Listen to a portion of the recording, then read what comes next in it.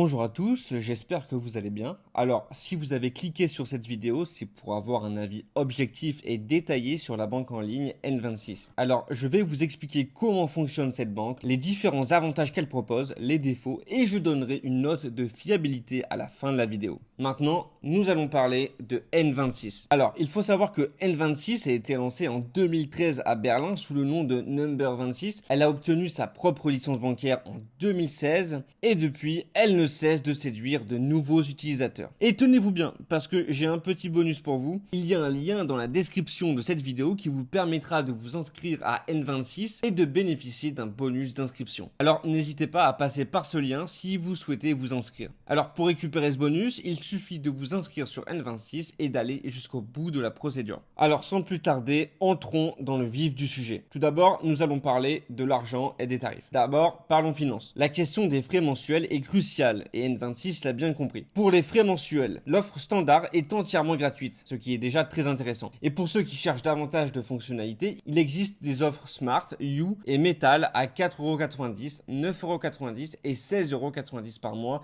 respectivement. Ensuite, pour le coût de la carte bancaire, alors il faut savoir que la carte associée à l'offre standard est gratuite, tandis que les offres premium incluent des cartes au design un peu plus élaboré. Pour les retraits à l'étranger, si vous êtes à l'étranger, l'offre You vous permet des retraits gratuits en devises étrangères, ce qui peut représenter une économie non négligeable. Ensuite, nous allons parler de la facilité d'utilisation. Alors, pour l'appli mobile, faut savoir que l'application N26 est très bien notée, notamment sur l'Apple Store, où elle a obtenu une note de 4,8 sur 5, donc elle est à la fois intuitive et fonctionnelle, permettant une gestion aisée de vos finances. Pour les distributeurs, N26 n'a pas encore de distributeur propre, mais elle est compatible avec un grand réseau de distributeurs en Europe. Le nombre de retraits gratuits dépend de votre abonnement. Ensuite, nous allons nous intéresser aux services proposés. Alors, pour les types de comptes. Alors, N26 est efficace en ce qui concerne les comptes courants, mais il n'offre pas de compte épargne ni d'option d'investissement, ce qui est une limite pour une banque plutôt moderne. Et pour les prêts et les crédits, il faut savoir que N26 est en collaboration avec United Credit et N26 propose des prêts allant de 1000 à 50 000 euros avec une réponse presque immédiate, entièrement en ligne. Maintenant, nous allons nous intéresser aux services clients.